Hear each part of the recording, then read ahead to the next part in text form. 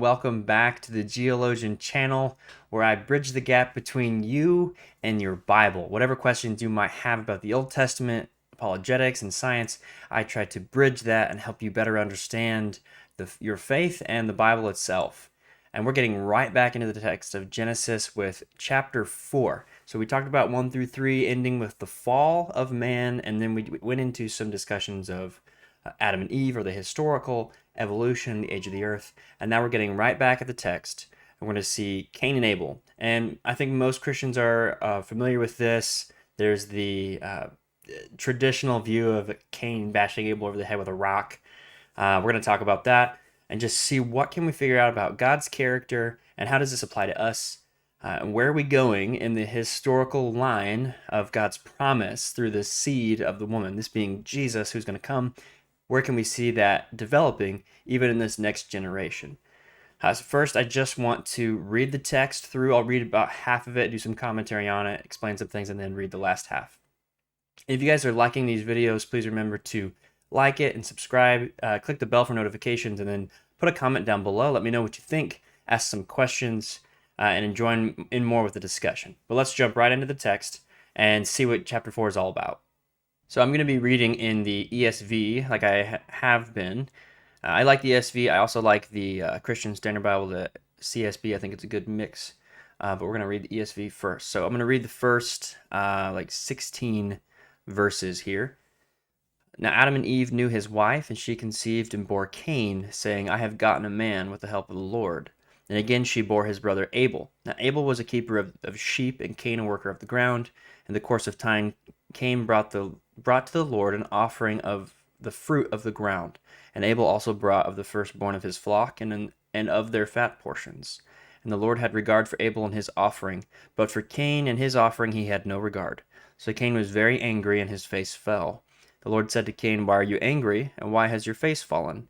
If you do well, will you not be accepted? If you do not do well, sin is crouching at the door. Its desire is contrary to you, but you must rule over it.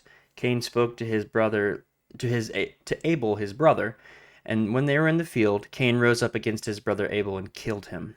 Then the Lord said to Cain, Where is Abel your brother? He said, I do not know. Am I my brother's keeper? Down to 10. And the Lord said, What have you done? The voice of your brother's blood is crying to me from the ground, and now you are cursed from the ground, which has opened its mouth to receive your brother's blood from your hand. When you work the ground, it shall no longer yield to you its strength. You shall be a fugitive and a wanderer on the earth. Cain said to the Lord, My punishment is greater than I can bear. Behold, for you have driven me today away from the ground, and from your face I shall be hidden. I shall be a fugitive and a wanderer on the earth, and whoever finds me will kill me. Then the Lord said to him, Not so. If anyone kills Cain, vengeance shall be on him sevenfold. And the Lord put a mark on Cain, lest any who found him should attack him. Other versions say should kill him. Then Cain went away from the presence of the Lord and settled in the land of Nod, east of Eden. So we're going to go all the way back up to verse 1 and start talking about that there. So Adam knew his wife Eve.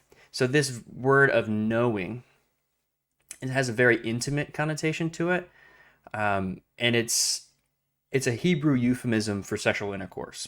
So from that they conceived and bore a son named Cain, and she says, "I have gotten a man." So what's interesting here that Cain's name is related to, and it sounds like the Hebrew word for to gain, like I have got to get. I got a man. So his name kind of fits that. Where this gets very interesting, and in verse 1, where this gets very interesting, is this passage right here. So, I have gotten a man with the help of. With the help of. That's actually not there in the Hebrew. What it literally states is, I have gotten a man, Yahweh, or the Lord. That's what it says there. And this brings up some very interesting things. Okay, so this is the Hebrew. I know if you haven't had any education in Hebrew or even researched it yourself, you don't immediately know what this is. But right here in red, you can see Genesis chapter 4, verse 1. And what I'm curious about specifically is here. So she has Cain. This is, and she says, I have gotten a man, ish is man. And then right here is where a lot of translations input or translate, insert with the help of or through Yahweh. And this includes like the Greek Septuagint, that's the Greek translation of the Old Testament. Um, a lot of even the Targums. So I was reading, always a good commentary is Jonathan Sarfati's, it's the Genesis account, excuse me, the Genesis account, a historical, theological, and scientific review, basically, is what it is. And he kind of records some of the Targums, which is the commentary on the Old Testament that the Jewish rabbis kind of post the exile. They would read this and talk amongst each other, and they would record these commentaries down. And when they got to this passage, they didn't know what to do with it because there's a big blank here. And so it literally states, "And she said, I have gotten a man, the Lord." And so they're like, what does this mean? Like, how can she get a man that's Yahweh, that's the Lord? That doesn't make any sense. But it's there. And so they assume then, because that's not possible, it must be through the Lord or with the help of the Lord. And some English translations, most actually translate it like that. However, there's other scholars like Martin Luther and some new scholars or newer, like modern day, they also notice that that's not there in the text. And so, what does this mean? If Eve says this, I have gotten a man, the Lord or Yahweh, she thinks that the promise in chapter 3 of Genesis, where God says, from your seed, your line, Eve, will come someone who will crush the head of the serpent. Eve thinks that's her. I mean, she's the only woman at the time. She bears a son, which is according to the promise. She thinks Cain's going to be the one to crush the serpent. And specifically, she thought this was a divine person. God had come, he was going to crush and reverse what had happened. We all know the story, though, that's not true. That she, although she was believing and being faithful to God, that he would be faithful to his promise, she thought wrong. But so some scholars will buck against this. They will buck against it and say that we're reading New Testament theology back into the Old Testament, which we should heed that warning and we should look at it and see, is this really here, or are we just wanting to see it? So if we look at the next verse, and again she bore his brother Abel. That's the key thing here. And again she bore his brother Abel. Notice the construction here.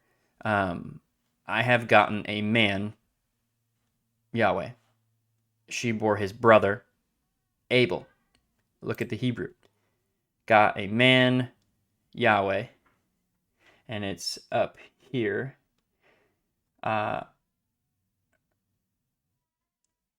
Abel. His brother, Abel. So it's like parallel.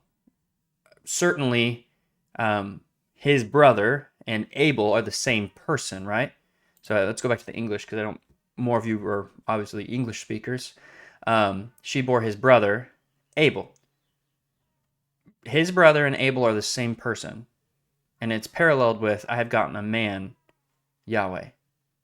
So if it's in the exact same construction, the very next sentence, it would make sense that she is saying this man is a incarnation of some kind. Obviously, those terms are not used here, but this is what she thought. I just think that's really, really cool that she thought that this was going to happen, and she understood some of this promise more than I think was understood later on. And they interpreted it a different way because they just couldn't think that this is the way a Messiah or a chosen one would come. But it's here in the text. That's really, really cool. But I think it's really funny. Look at verse 2 again. She bore his brother Abel. Now, Abel was a keeper of the sheep, and Cain was a worker of the ground. What's funny about Abel's name is it's related to the word vain or vanity. She thinks, Cain, yes, I'm the woman who's going to bring the seed and who's going to crush. And then I think she probably quickly realizes that Cain is not going to be this person. And she then names her brother, or his brother, Abel, which vanity. I was vain about it. I'm not going to be the woman to do this. Is kind of the thing. Sarfati points that out in his commentary that maybe this is the reason why she names Abel his name. But uh, anyway, I just thought that was very funny, the way she names them, and that she had a correct theology about this. But some other information we get about Abel is he's a keeper of the sheep, and that word actually denotes goats and sheep. And then Cain is a worker of the ground, so he's a farmer like Adam. Um, and so then there's this instance where they bring an offering to God. And so they both bring this offering, both Cain and Abel. And it says in a course of time, so we're not quite sure how long it was, but Cain brings an offering of the fruit of the ground. So this is going to be his working, right? He's a farmer, so he's bringing forth that fruit. And Abel's bringing the firstborn of his flock and their fat portions. And something happens because God looks at Abel's offering and has regard for it, or he accepts it. Whereas with Cain's, he does not. He does not accept it. He does not have regard for it. So the question is, why? Like, why is God just arbitrarily like, I like yours today. I want some lamb. I don't really care for watermelon today. No.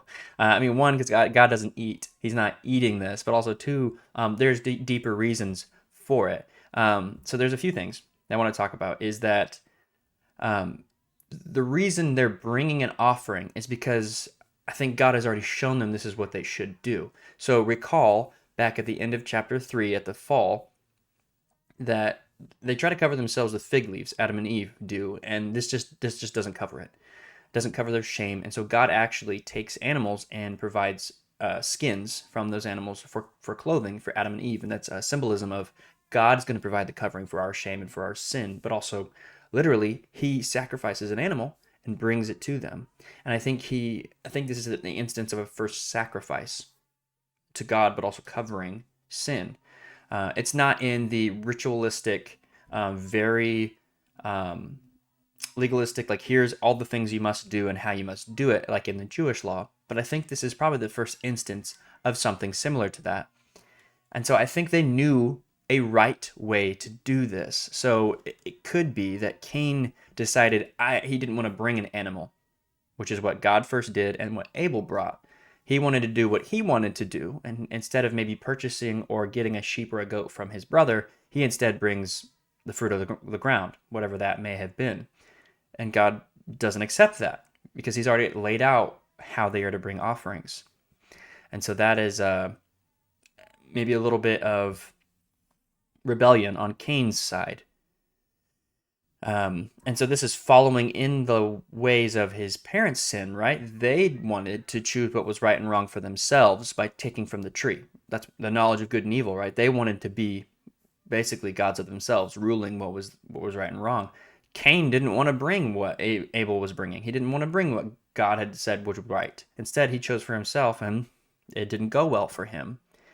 And so what we can use this for ourselves as well is that God has set up an offering for us in Jesus Christ to cover us. There is only one name in all of creation that can cover us, and that is Jesus. He said only one name can man be saved by. He was sacrificed and offered for our sins, and he covered it. There's no other way. And we see Cain was turned away. And we will be as well if we try to hope in anything else. I also want to say that this doesn't mean that farming was bad. Like, obviously, God said you're going to work for your food, and farming was good. Cultivating, that was supposed to be a part of the good world before the fall as well. So it's not that farming was bad. It's that he didn't regard God's command. The second point. So the first point is just he brought the wrong thing, probably on purpose. 2 is look at the description of their offerings. So verse 3 and 4. So Cain brought the Lord an offering of the fruit of the ground. Very bland description. Abel also brought of the firstborn of his flock and their fat portions, which in the Old Testament, that's considered the best piece. So he brought the firstborn, which is like the best of his flock. And then from that animal, he brought the best of that. So he's giving God the very best that he's got in offering. And he's following the command properly. Again, I'm assuming this is a command because that's the way God offered the first animal to cover us. And so Abel's doing this out of a good heart in his offering, faithfully bringing it to God like he's supposed to. Cain's like, nah, here's some corn. But yeah, he's not, it's not the same mindset. He doesn't seem to care as much in the way it's described. Um, and so then if we keep moving on, you see God comes to Cain. So Cain is very angry. It says very angry, and his face fell. Or he's like despondent.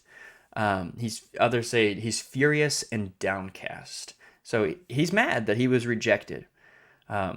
Never do you see him say like, "Oh, I'm sorry, I brought the wrong thing." He just kind of is mad that he was rejected.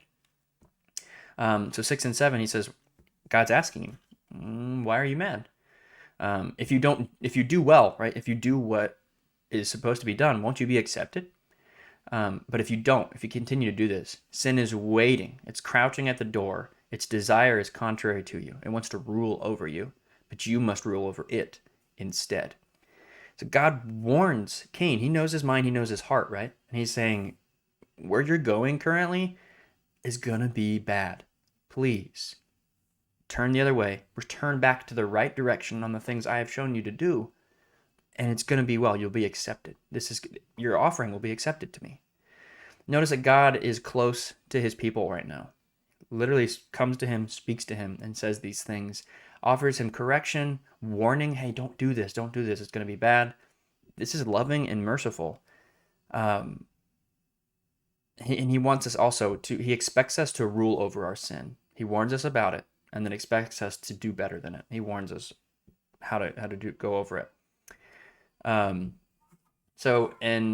just like chapter 3, the fall is super, it's so heartbreaking because humanity falls from God. This is also heartbreaking. So we're just one generation away from Adam and Eve, who were thrust from God's presence, to now we have the first murder, and it's of his brother. That's awful. So Cain, and this is premeditated. Cain knew what he was going to do. He disregards God's warning and says to his brother, "Hey, let's." They go into the field. While they were in the field, Cain rose up against his brother Abel and killed him. So there's no description of him bashing him over the head with a rock or anything. It could have been with a farming utensil. I don't know. Maybe he had a spear or something. Either way, not good. Not a good way to go. And then the Lord does exactly what he does for Adam and Eve. Remember when they sinned, God comes to them and says, "Yo, what's going on? What's happening?" And so he says to Cain, "Where is Abel, your brother?" He is kind of, in a way, interrogating him, offering him a moment to maybe come clean, maybe admit he was wrong, ask for forgiveness, anything like that. He doesn't take it. He doesn't take it. Instead, he responds in a very mocking and rebellious way. He says, "I don't know. Am I my brother's keeper? Am I his guardian? Is it my job to watch my brother, God?" Like, you can just hear it. Like, this is... So his parents, right, when they were interrogated, when Adam and Eve were asked, "What did you do?" They said, "Yes, I did it, but it's his fault." So at least they admitted it. They just kind of played the blame game. Cain doesn't even do that. He's like, "I don't know, I didn't do it, and why are you asking me? How dare you?" What? It's just sin is getting worse. And then God says to him, "Your brother's blood calls out to me. You murdered him." And it's terrible. You kind of see that God, you see his heart against sin, especially when it's against the lives of like the people, the righteous people that follow him. The very blood, the act of evil in the murder, it calls out to God. Like, God hears it, and justice must be done. And that's what he does. He does judge Cain. He banishes him. He curses Cain and said, beforehand it was, the ground is gonna bring about thorns and thistles, and it's gonna be harder work than what it was supposed to be. Now you can't even work the ground. It's gonna produce nothing for you. You spilled your brother's blood on the ground, and from that, it's cursed even more for you. And now you will be a wanderer for the rest of your life. He's going to be further exiled from God's presence. And it's just, you can see that more and more heartbreak here. But there's something amazing here. Is in verse 13, Cain looks at God and says, I can't do this. This is so, my punishment is so great. I can't even bear this. You're driving me away from the ground, which was my whole like job, like my whole goal. And I am going to be hidden from your face. I'm a wanderer and someone's going to kill me. Someone's going to find me and kill me because I killed my brother. And you can just hear the like desperation. Again, there's never like asking for forgiveness here. He's just like crying out. But the Lord is so merciful. So in his judgment, he's even showing mercy to Cain here. Just like with Adam and Eve, when he did condemn them, he judged them, he provided the promise of the one who would come to save them. So here he says, then the Lord says to him, not so. If anyone kills or attacks is another way here, Cain, vengeance shall be taken on him sevenfold. And he puts a mark on him. We're not told what the mark is, but it's something that when people saw Cain, they would know, oh, I cannot. If someone were to come like for vengeance, oh, you killed Abel and went to kill Cain, they would see the mark and be like, oh, I don't want to do that. I will receive a sevenfold punishment for doing that. God is providing protection for Cain. And so then Cain leaves. He does go away from the presence of the Lord, and he settles in the land of Nod, which is east of Eden. So he's further rejected and moved away. But God is so good, and he's merciful, even in the fact that he killed his brother and then mocked and rebelled against God's question. God is so good, even when we fall so short, even to direct rebellion. Amazing. I want to read the next verses here. So starting at 17. All right, verse 17. Cain knew his wife, and she conceived and bore Enoch. When he built a city, he called the name of the city after the name of his son Enoch. To Enoch was born Irad, and Irad fathered Mehujael, and Mehujael fathered Methushael, and Methushael fathered Lamech. Some fun names there. You can say Bubba if you can't pronounce those. That's what we always did in Sunday school. And Bubba, because you just couldn't pronounce it. And Lamech took 2 wives. The name of one was Adah, and the name of the other was Zillah. Adah bore Jabal, and he was the father of those who dwell in tents and have livestock. His brother's name was Jubal, and he was the father of those who play the lyre and the pipe. Zillah also bore Tubal-Cain, and he was the forger of all instruments of bronze and iron. The sister of Tubal-Cain was Naamah. Lamech said to his wives, Adah and Zillah, hear my voice, you wives of Lamech, listen to what I say. I have killed a man for wounding me, a young man for striking me. If Cain's revenge is sevenfold, then Lamech's is 77fold. And Adam knew his wife again. She bore a son and called his name Seth, for she said, God has appointed for me another offspring instead of Abel, for Cain killed him. To Seth a son was also born, and he called his name Enosh. And the time people came to call upon the name of the Lord. So that's through verse 26, which is the end of chapter 4. So we're going to go back up to 17 to begin this next section. So starting here, we also have, so we kind of move further away from Adam and Eve, and we focus on Cain's descendants for a second. And so this is the next generation of people. And you'll see, and you did see when I read it, is that we only focus on Cain for a moment, and then we move on to Seth. And that's because in the next chapter, the genealogy in the text is going to focus on Seth, because from Seth will eventually lead to Abraham, and that's the seed line, right? This is the line that the chosen one, the promised one, is going to come through, the Messiah, the one who's going to crush the head of the serpent. And so that's what the text is going to focus on. But it does tell you here what happened to Cain and his people. So he has a child named Enoch, and he builds a city, and he names it Enoch. And this again seems like a rebellion against God's command, like you're going to be a wanderer. No, I'm going to build a city. He just doesn't care what God has to say. And then we have all his descendants, Enoch, Irad. I'm not going to read all of them again. But a quick, interesting note. There's a common question here. Is both in this verse and in the previous verses, where did Cain get a wife? Right? Because you have Adam, Eve, Cain, Abel. That's what we've been shown so far. So the question is, where did he get his wife? And also, who is he afraid of? Who's going to kill him? Because he doesn't say, like, my mom and my dad's going to come kill me. He just said, someone will find me and kill me. So, a lot of people, skeptics, will often point this out and say, "Ha, gotcha. Uh, not everybody came from Adam and Eve," or "See, there's no other people here, so this can't be historical. This can't be right. This is a contradiction." Other people say like this proves evolution because there needed to be other people that were there as well, and that's who Cain bred with. It's a very simple answer, and I think people just kind of skip past it. It doesn't say who his wife is, but what if Adam and Eve had other children? I mean, they had Seth, and if you go to really quickly, I'm going to zoom down here. Genesis 5:4. The days of Adam after he fathered Seth were 800 years, and he had other sons and daughters. Daughters. Notice that. Um, so he could have easily just taken a wife from among the other children of Adam and Eve. Or at the very least, it could have been the children of the children. So like a cousin or a niece, sister. And I think we kind of we don't like that. Like the idea of a sexual relation with a close family member, um, it's a taboo now, as it should be. Um, However, at this point in history, it is not considered sinful.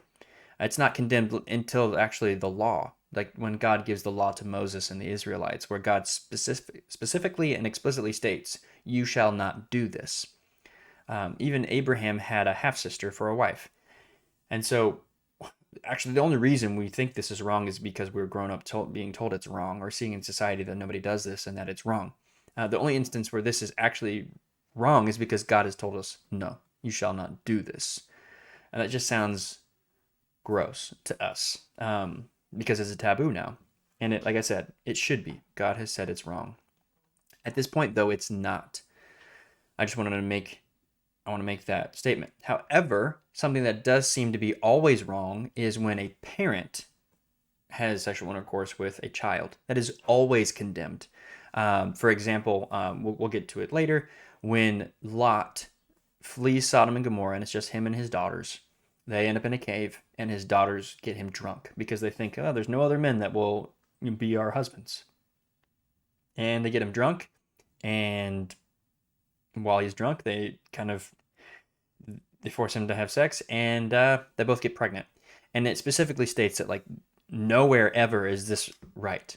That they did something that not even the people who had just been condemned by God in Sodom and Gomorrah, they wouldn't even do it. Like it's so vile that they wouldn't even do that. So it seems that the text of the Bible always condemns parent-child relations like that. But this, so like brother sister, or even a little bit further separated, um, it's not condemned yet, and it's actually necessary to continue on the human race at this point, at least. Not now. We're good now, and it's wrong now. So, regardless, to answer the question, he could have easily found a wife, even though it doesn't explicitly state it. He could have easily found a wife, and it would have been fine. Okay, I just wanted to make that statement. Moving further, Lamech. I want to focus on Lamech. Lamech takes 2 wives. The text makes it a point to say Lamech did this. This is a child of Cain, remember, a descendant of Cain, and he specifically calls him out for this. So some people point out that the Old Testament never condemns polygamy. They're right. It never specifically says you cannot have more than one wife or even more than one husband.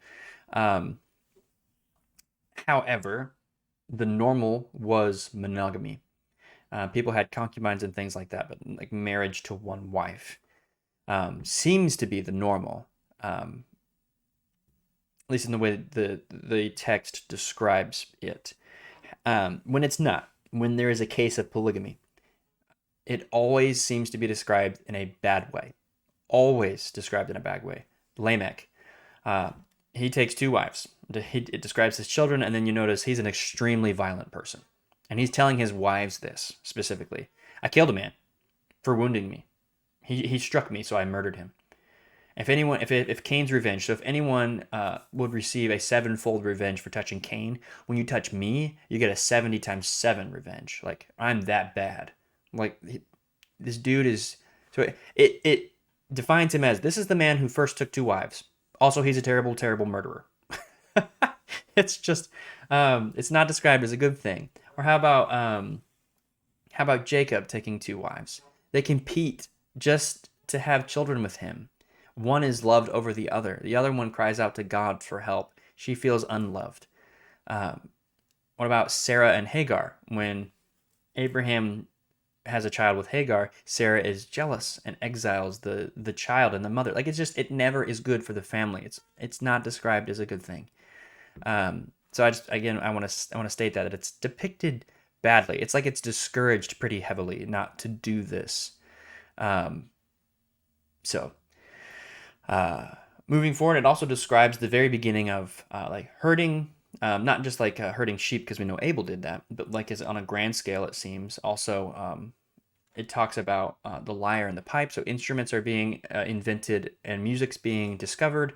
Bronze and ironworking is being discovered. Very cool things. And then we wrap up. So we move past Cain and those descendants, and notice his descendants are currently depicted as violent, not good, doing exactly what God told them not to do. But then we focus on Seth and Adam and Eve again. So Adam knows his wife again. She bears a son, and they call him Seth. And so Seth's name sounds similar to the word for like given, or like God has given me a. So Seth sounds like, or appointed. God appointed another one for me. So again, she's following up with the theme of naming her children for specific things. And we see that the line, the promise, is going to continue through Seth. And so we get some of his descendants. We get Enosh. And a very cool verse here is in verse 26. At that time, people began to call on the name of the Lord. This is so good. So, again, I'm gonna cite Sarfati. He describes this as public worship, calling on the name of the Lord. It could be prayer, but he thinks it's like calling. It's more of a public worship. So it could have included some of Cain's line, but from what we've got described, they're off in a city in a different land here in Eden, or at least just east of Eden, just outside. Remember, because they got kicked out. They're publicly worshiping God. They're calling on his name. And so I want to point out the stark difference in description. Just like we had Cain and Abel's offering and how different it was in their hearts and mindsets, righteous and not so. Again, you get Seth's line described against Cain's line. You have Cain's who, going against what God told them Cain was going to do, violence, and they're all very independent. They're not dependent on God anymore. We're going to come up with all these different things, and we're going to sustain ourselves, and it's not God who's going to do it. That's not to say that metalworking, being a shepherd, or music is a bad thing. It's not. But notice that they're like super self-dependent versus Seth's line, and it's only one way where they're publicly worshiping God. That's the contrast. People who don't care, they're away from the presence of God. They're not trying to come back, versus Seth's line. We're worshiping God together.